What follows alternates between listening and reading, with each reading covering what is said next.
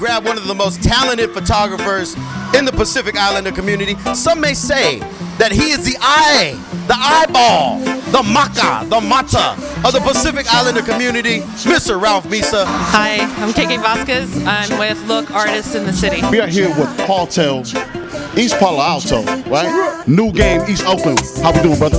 Man, we chilling, man. We good. So we're here with the group, wonderful group from Antioch, California, Mauna Loa, Ohana. How are you ladies doing? Wonderful. Why is it important to support Atamai? It's really important because when I was young, we had an event like this and it changed my life. So that's why I'm here to support my people. They want a better future for all our children, for all the kids.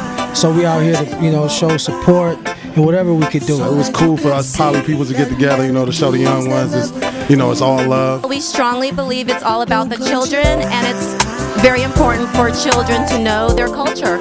How are you doing? What are some of the things that you're doing as a photographer to kind of help the movement?